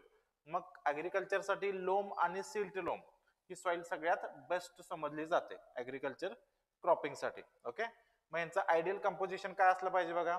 क्ले त्यामध्ये 10 ते 20%. बघा मी तुम्हाला काय सांगितलं होतं, 35 पर्यंत तुम्ही गेला प्रपोर्शन क्लेचं, तर त्याला आपण क्ले सॉइल म्हणणार आहोत. तर इथं काय म्हटलेलं आहे, इथं 10 ते 20%च क्ले म्हटलेलं आहे, कारण क्ले जास्त वाढू द्यायचं नाही. 10 ते 20% क्ले टाकलं तरी त्याला क्लेची प्रॉपर्टी येणार आहे त्या सॉइलला. ओके. त्यानंतर मग सिल्टी सॉइल मध्ये बघा 80% असेल तर सिल्ट म्हणायचो, इथं 30%च टाकायचं आहे. परत राहिलेलं 30% सँड टाकायचं आहे, आणि जे काही उरलेला पोर्शन असेल 100 होण्यासाठी ते 5 ते 10% ऑर्गॅनिक मॅटर असेल. हे आयडियल कॉम्पोजिशन झालं क्रॉप ग्रोईंग होण्यासाठी. लक्षात आलं. 10 ते 20% क्ले पार्टिकल, 30 आणि 30 काय झालं, सिल्ट आणि क्ले पार्टिकल्स, आणि उरलेलं जे आहे ते 5 to 10% organic matter. Okay. Loam soil सगळ्यांना कळालं का? लोम मध्ये काय डाऊट आहे का? कारण नर्सरीमध्ये यूज केलं जातं लोम सॉइल, किंवा समजा नर्सरीमध्ये अवेलेबलच नसेल, तुमच्याकडे क्ले सॉइलच जास्त आहे, अशा ठिकाणी काय करतो आपण घरात कुंड्यांमध्ये जी फुलांची रोपं वगैरे लावतो, त्यात पण आपण काय करतो, कोकोपीट आणतो. कोकोपीट आणल्यामुळे काय होतं, जरी ती माती चिबड असेल, समजा क्लेचं प्रमाण जास्त असेल, तर कोकोपीट मिक्स केल्यामुळे त्यामध्ये आपोआपच एरेशन मेंटेन राहतं. पण प्रॉब्लेम काय होतं, मग आता कुंड्या 1-2 वर्षात तुम्ही तसंच ठेवला तर ते कोकोपीट कुजून जाणार आहे, मग त्यावेळी पुन्हा ती माती घट्ट होते. त्यामुळे तुम्हाला दरवर्षी रिपॉटिंग करावं लागतं, पुन्हा कोकोपीट वगैरे मिक्स करावं लागतं, किंवा मग बारीक सँड पार्टिकल्स वगैरे असतील तर ते मिक्स करून आपण एरेशन ठेवतो. ठीक आहे. लोम समजलं. तर मग सुटेबिलिटी बघा, कोर्स टेक्स्चर्ड सॉइल म्हणजे जिथं पार्टिकल साईज मोठी असेल, सँडी लोम, लोमी सँड, जिथं जिथं सँड असेल त्याला आपण कोर्स स्ट्रक्चर्ड सॉइल म्हणेल. ओके. त्यानंतर मग हे कुठं वापरतात, अगेन तुम्हाला सांगितलं, जिथं बिलो ग्राउंड पार्ट आहे अशा ठिकाणी, जसं ग्राउंडनट आहे, पोटॅटो आहे, किंवा ज्याला वॉटर लॉगिंग चालत नाही, मेज, सिसॅमम, बाजरा, अशाला आपण कोर्स टेक्स्चर्ड वापरतो.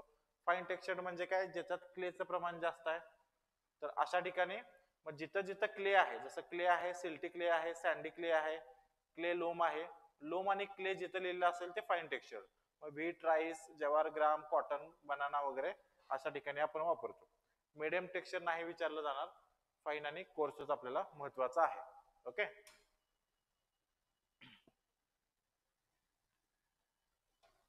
डिस्यूजा बरोबर आहे. म्हणजे आपण आता तुम्ही सिटीमध्ये राहत असाल तर आम्हाला कुठे माती मिळणार, कोकोपीटचा छोटासा मिळतो, ते पाण्यात भिजवायचं आणि मिक्सिंग करायचं. तुम्ही गावाकडे राहत असाल तर काय शेतात मातीच माती असते, त्यामुळे नवीन माती तुम्ही भरली तरी चालू शकते.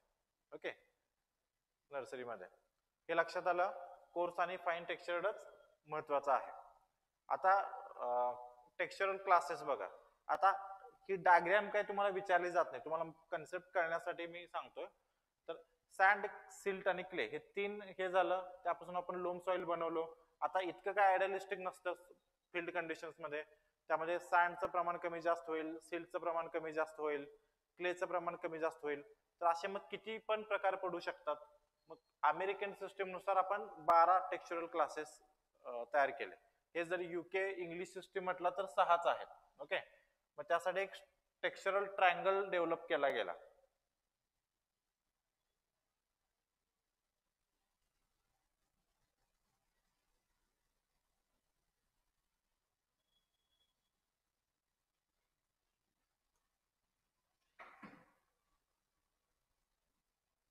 बघा तुम्हाला आता ह्याच्यात दिसेल. तर या बाजूला काय आहे, तुम्ही इकडून इकडं जसं जाल तसं क्लेचं प्रमाण 0 पासून 100 होत जाईल. बरोबर. तुम्ही इकडून इकडं जाल तसं 0 पासून 100 सिल्ट पार्टिकल होऊन जाईल, आणि खाली इकडून इकडे गेला की सँड पार्टिकल होत जाईल. आता मी तुम्हाला सांगितलं होतं की क्ले पार्टिकलचं प्रमाण जर 35 पेक्षा जास्त असेल, ओके, त्याला आपण क्ले पार्टिकल्स म्हणणार. मग ह्या डायग्राम मध्ये बघा कशा पद्धतीने आपण ते बघू शकतो. इथं 0 आहे क्ले पार्टिकल, इकडं जाल तसं क्ले वाढत जाईल. मग 35 म्हणजे कुठं, इथं कुठेतरी आला. ओके. 35 ला काय होणार आहे, आपण क्ले सॉइल म्हणणार आहोत. तर ह्या रिजनला बघा, सगळीकडे कुठेही जरी तुम्ही बघितलं तर ह्या रिजन पासून क्लेचं प्रमाण आहे. इथं क्ले लोम आहे, इथं सँडी क्ले आहे, इथं सिल्ट क्ले आहे. आणखीन वाढत गेलं प्रमाण, तुम्ही 50 ला आला तर ह्या रिजन मध्ये पूर्णपणे त्याला क्ले सॉइलच आपण म्हणणार आहोत. लक्षात येत आहे? हेच लोम सॉइल मगाशी आपण डिफाईन काय केली होती, 30% सिल्ट, 30% काय होतं, सँड होतं, आणि 10 ते 20% आपण इथं एक्झाम्पल साठी 20% धरू, 20% क्ले.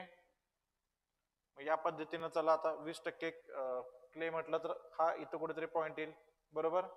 त्यानंतर सँडचं प्रमाण किती सांगितलंय, सँडचं प्रमाण 30%, तर हा इथं पॉइंट येईल, आणि सिल्टचं प्रमाण पण 30%, बरोबर. हा इथं पॉइंट येईल. तर हे आपल्याला असे रेषा घ्याव्या लागतील. हा रेषा इथं आला,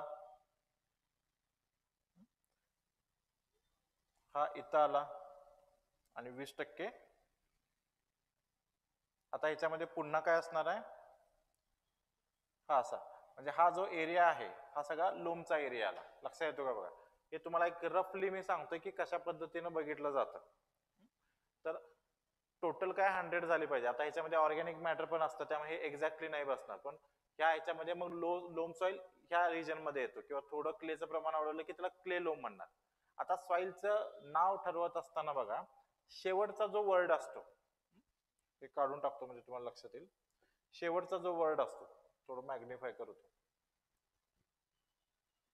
तर ते ऍक्च्युअली सॉइलचा डॉमिनंट प्रकार झाला.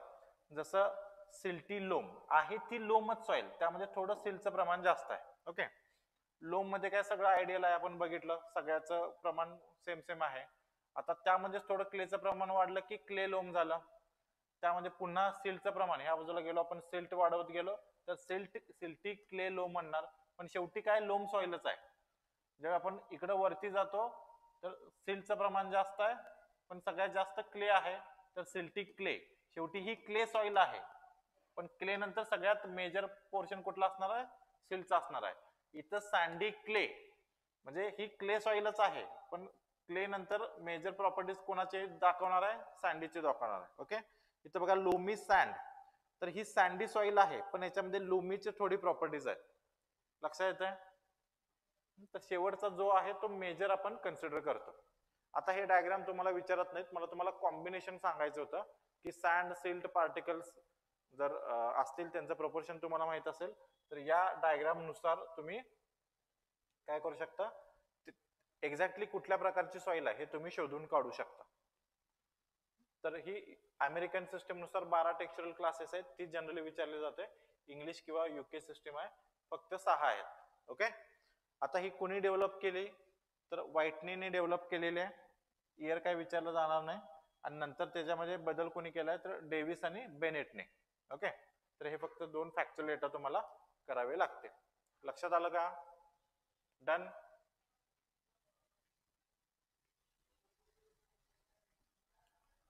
आता हे का आपण सगळं शिकतोय, याचा इम्पॉर्टन्स काय सॉइल टेक्स्चरचा, तर पहिलं की आपल्याला मॅनेजमेंट प्रॅक्टिसेस करता येईल. मॅनेजमेंट प्रॅक्टिसेस म्हणजे आता टिलेज ऑपरेशन्स आहेत.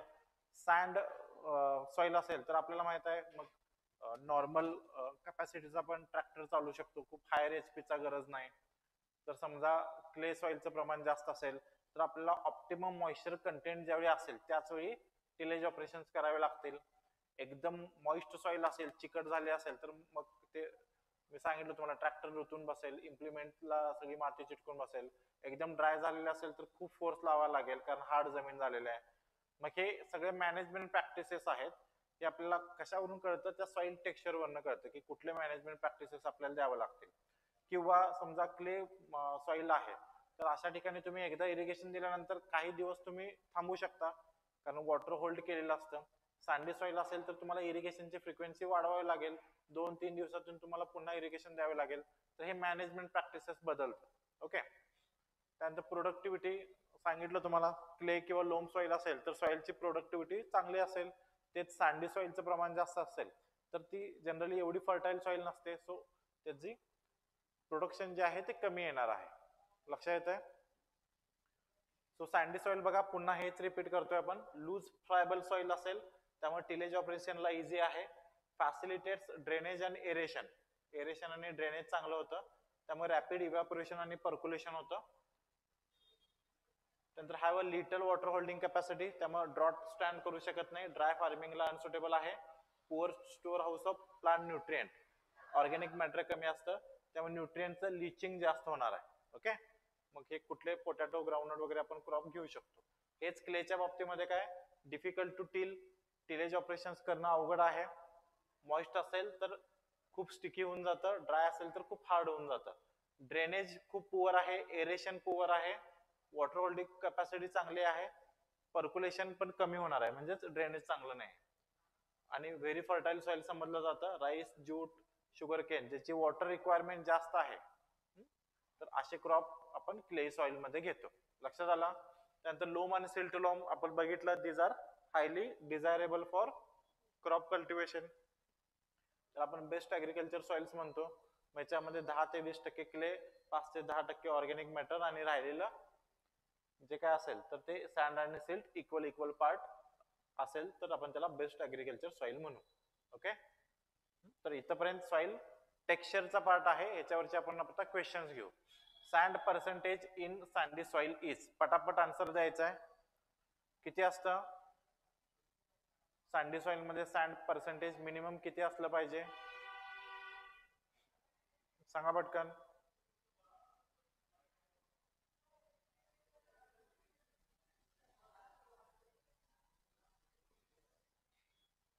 बरोबर, 70%, मिनिमम 70% आहे. पुढचा क्वेश्चन घ्या. Good. Decreasing order of water holding capacity is, आता हा AFO ला 2021 ला आलेला क्वेश्चन आहे. Water holding capacity decreasing order मध्ये आपल्याला लिहायचे. तर सगळ्यात जास्त वॉटर होल्डिंग कॅपॅसिटी कशाची असेल, चंचल, त्यामुळे गडबड नाही करायची, आपल्याला decreasing order of water holding capacity म्हटलेलं आहे, डिक्रीजिंग ऑर्डर. त्यामुळे सगळ्यात जास्त पहिला काय येणार, ज्याची वॉटर होल्डिंग कॅपॅसिटी हायेस्ट आहे, त्याच्यानंतर जरा कमी असलेली आणि त्याच्यानंतर आणखीन कमी असलेली. त्यामुळे क्वेश्चन नीट वाचायचा, बऱ्याचदा सोपं असतं पण आपण गडबड करतो. डिक्रीजिंग ऑर्डर म्हटलेलं आहे ना, decreasing order of water holding capacity, मग सगळ्यात हायेस्ट कोणाचे आहे, क्लेचे आहे, त्याच्यापेक्षा जरा कमी कोणाचे आहे, सिल्टचे आहे, आणि सगळ्यात कमी कोणाचे, सँड पार्टिकलचे. त्यामुळे तशा पद्धतीनं तुम्हाला आन्सर देता आलं पाहिजे. ओके, डिक्रीजिंग ऑर्डर म्हटलेलं आहे, त्यामुळे क्ले जास्त, त्यानंतर सिल्ट आणि त्यानंतर सँड. ओके, म्हणजे असं ट्विस्ट केलेलं असतं, क्ले त्यानंतर सँड सिल्ट, तर हे तुम्हाला ओळखता आलं पाहिजे. लक्षात येत आहे. त्यामुळे क्वेश्चन सोपेच असतील, गडबड नका करू.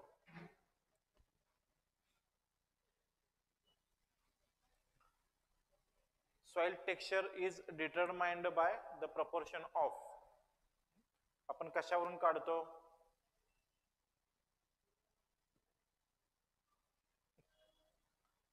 ABCD सांगा काय येईल. बरोबर, एखाद्या सॉइल मध्ये क्ले, सँड आणि सिल्टचं प्रमाण किती आहे याच्यावरून आपण सॉइल टेक्स्चर ठरवतो. सो सिंपल आहे. त्याच्यामध्ये ऑर्गॅनिक मॅटर येत नाही लक्षात घ्या, किंवा न्यूट्रिएंट पण येत नाहीत. पुढा, a soil with 40% of sand, 40% of silt and 20% of clay is classified as, याला काय म्हणतो आपण,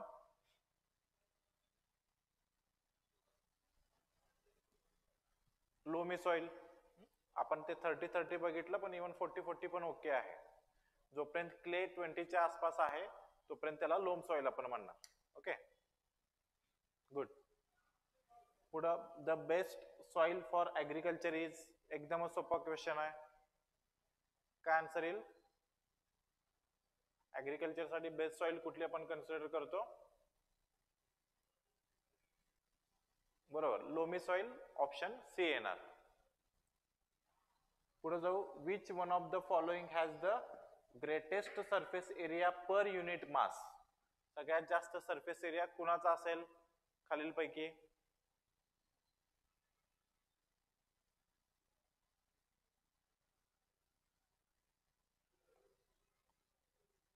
बरोबर, क्ले पार्टिकलचा असणार आहे. ओके, त्याच्यापेक्षा कमी सिल्ट आणि सगळ्यात कमी सँड पार्टिकलचा असणार आहे, आणि सँड पार्टिकल पेक्षा ग्रॅव्हलचा कमी असणार आहे. ओके, पुढे जाऊ. The soil separate used in defining texture are based on, म्हणजे हे थोडं कन्सेप्च्युअल वरती क्वेश्चन येईल, की सॉइल सेपरेट आपण जे म्हणतो सॉइल टेक्स्चर डिफाइन करण्यासाठी म्हणजे सँड सिल्ट क्ले वगैरे हे डिफाइन करण्यासाठी तर ते कशावरती डिपेंडंट आहेत त्याच्या मिनरल कंपोजिशन वरती डिपेंडंट आहेत का त्याच्या म्हणजे ऑर्गॅनिक मॅटर किती आहे ह्याच्यावरती डिपेंडंट आहेत पार्टिकल साईज वरती आहेत का कलर वरती आहे बरोबर पार्टिकल साईज नुसार आपण हे सॉइल सेपरेट डिफाइन केलेलं आहे सॉइल सेपरेटची मिनिमम साईज काय असली पाहिजे किती असली पाहिजे मिनिमम साईज तरच आपण त्याला सॉइल म्हणतो किंवा पार्टिकल अनालिसिस करतो less than 2 mm okay good पुढचा क्वेश्चन बघा a farmer observes that water infiltrates his field quickly but the soil holds little water requiring frequent irrigation म्हणजे फार्मरला असं ऑब्झर्व होतं की वॉटर इनफिल्ट्रेट म्हणजे काय म्हणजे हे पुढे येईलच पण आता उल्लेख झालाय तर मी पुन्हा एकदा सांगतो तिथं पुन्हा रिपीट करू आता हे सॉइल सरफेस आहे ओके ह्याच्यातून ज्यावेळी पावसाचं पाणी पडतं किंवा इरिगेशनने पाणी आपण दिलं ज्यावेळी सॉइल सरफेस मधून एंट्री करतं त्याला आपण म्हणणार इनफिल्ट्रेशन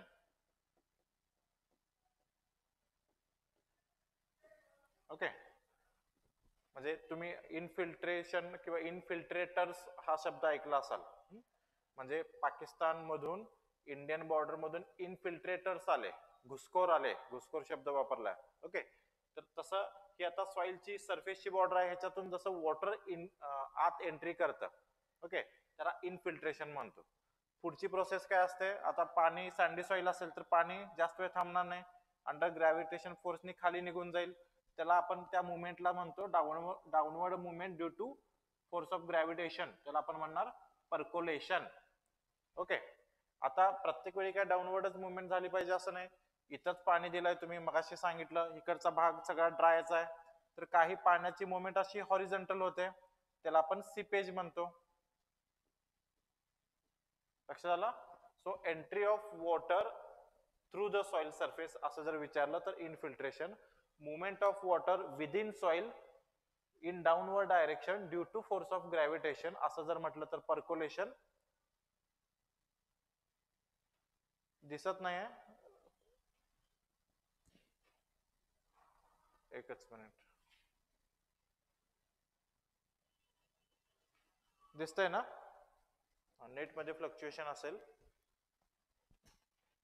हा entry of water movement through the soil surface म्हटलं तर infiltration movement of water in downward direction due to force of gravitation within soil असं म्हटलं तर percolation horizontal movement of water due to hydraulic gradient म्हणजे इथला आणि इथला water content मधला डिफरन्स आहे तर हॉरिझॉन्टल मुवमेंट म्हटलं तर सिपेज आपण जनरली बघा सिपेज हा वर्ड कुठं ऐकलेला आहे असा कॅनल असेल कॅनलला लाइनिंग असतं बऱ्याचदा हे चांगल्या प्रतीचं होत नाही याच्यामध्ये पाणी ज्यावेळी कॅनलला येतं तर त्यावेळी त्या सरफेसचं लाइनिंग चांगलं नसेल तर इथून पाणी शेतामध्ये एंटर करतं ओके आणि असं आडवं पसरतं त्यामुळे इथली सगळी पाणथळ जमीन झालेली असते जर चांगलं कॅनल केलं नसेल बरोबर तर हे सीपेज मुवमेंट म्हणतो horizontal movement so back to our question farmer observe that water infiltrate the field quickly पाणी सॉइल सरफेस मधून आत जातं ओके कारण इनफिल्ट्रेशन हे सँडी सॉइल मध्ये जास्त असणार आहे मोठे मोठे पोर्स असतील मी तुम्हाला सांगितलं घागरीनं जरी सँड वरती पाणी ओतलं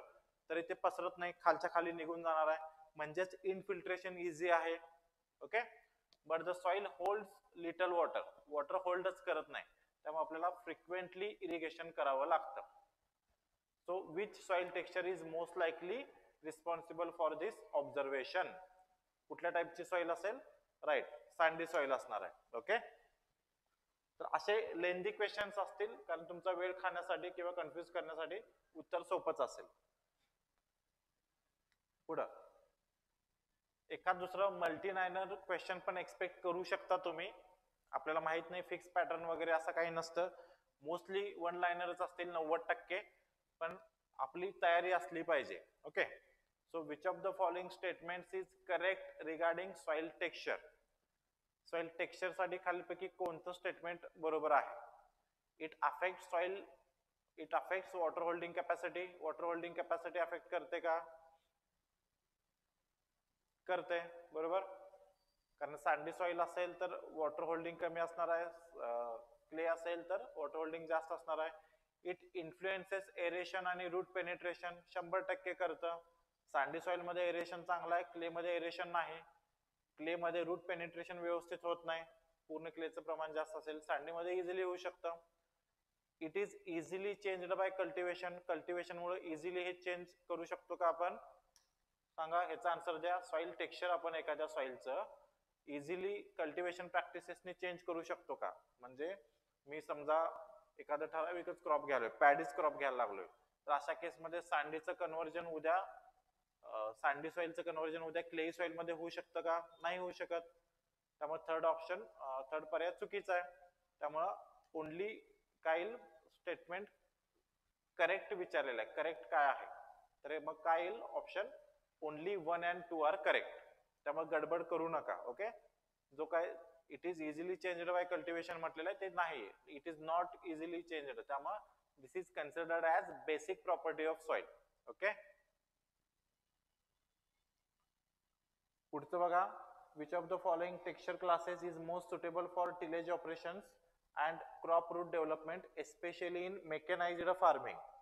जिथं आपण मेकॅनायझेशन हे टिलेज ऑपरेशन्स वगैरे करणार आहोत, तर कुठलं बेस्ट सुटेबल आहे क्रॉप साठी आणि क्रॉप रूट डेव्हलपमेंट साठी आणि टिलेज ऑपरेशन साठी? बरोबर, लोमी सॉइल. आता इथं काही जण असं म्हणू शकतील की सर टिलेज ऑपरेशन तर सगळ्यात सोपं तर सँड सॉइल मध्ये आहे, पण एकतरी तर सँड सॉइल ऑप्शनच नाही. पण समजा सँडचा ऑप्शन जरी असता तर त्यातून मग बाकीची डेव्हलपमेंट होणार नाही ना, तुम्हाला यील्ड चांगलं मिळणार नाही ना. सँड पेक्षा लोमी कधीही चांगलीच, so loamy soil. Okay, so इथपर्यंत आपण सॉइल टेक्स्चर टॉपिक संपवला. तर अशाच पद्धतीने आपण 1 by 1 टॉपिक संपवू. ज्यांनी केलेलं नसेल अजून ऍडमिशन करून घ्या. काल मी सांगितलं होतं 150 पर्यंत आहे, तर आज साधारणपणे 180-85 पर्यंत आकडा गेलेला होता. कदाचित उद्या सकाळपर्यंत डिस्काउंट संपून जाईल. पुन्हा आपण डिस्काउंट रिपीट करणार नाही आहोत, कारण ठेवतानाच आपण फी एकदम बेसिक मिनिममला ठेवलेली आहे. तर अशा पद्धतीने तुम्हाला कंटेंट मिळेल. नोट्ससाठी थोडं गडबड नका करू, 1-2-4 दिवस मला द्या. तात्पुरतं आपल्या ऍप वरती मी हे स्लाइड अपलोड करतो, त्याच्यातून तुमच्या शॉर्ट नोट्स बनवून ठेवा. ऍप मधले जे स्लाइड्स असतील त्या तुम्ही प्रिंट काढू शकणार नाही, ते फक्त ऍप मध्ये राहतील. तुम्हाला ज्या प्रिंटेबल नोट्स असतील ते 1-2-4 दिवसानंतर आम्ही देतो. डिसूजा लॅपटॉप वरती आपण नाही ऍक्सेस देत, तुम्हाला ऍक्सेस मोबाईल वरती किंवा टॅबलेट वरती घ्यावं लागेल. ओके, रेकॉर्डेड लेक्चर कालचा आणि आजचा पण करतोच. ज्यांनी कोणी बघितलं नसेल तर बॅच मध्ये पण इझिली अवेलेबल आहे. बॅच मध्ये ओपन केल्यानंतर थोडं हॉरिझॉन्टल स्क्रोल करा, वरती अटेंडन्स वगैरे तुम्हाला काय काय येईल, तर तिथं लाईव्ह क्लासेसचा तुम्हाला सेक्शन दिसेल. त्यावर क्लिक केला की आता हे झालेले तुम्हाला 1-2 तासात तिथं दिसू शकतात. आम्ही उद्या सकाळपर्यंत आपल्या कोर्समध्ये पण कालचा आणि आजचा व्हिडिओ टाकून देतो, किंवा तुम्ही युट्यूबला पण बघू शकता. कालचा व्हिडिओ आपण युट्यूबला टाकलेला आहे. ओके,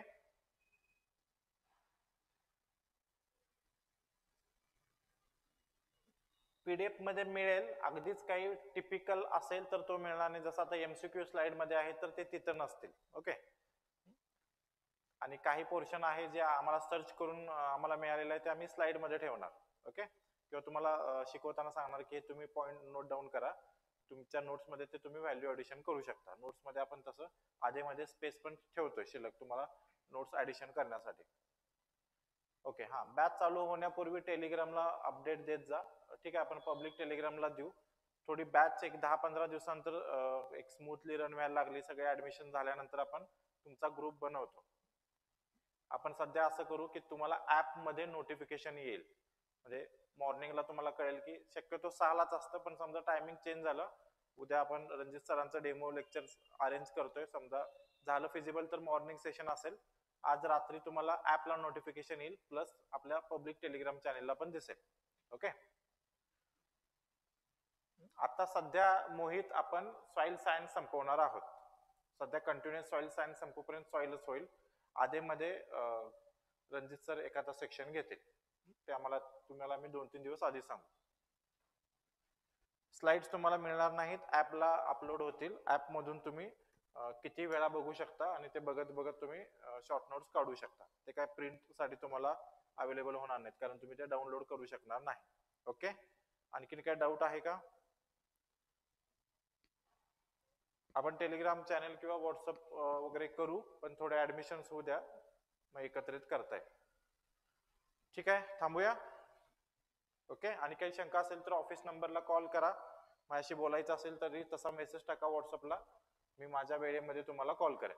ओके, चला, थँक्यू.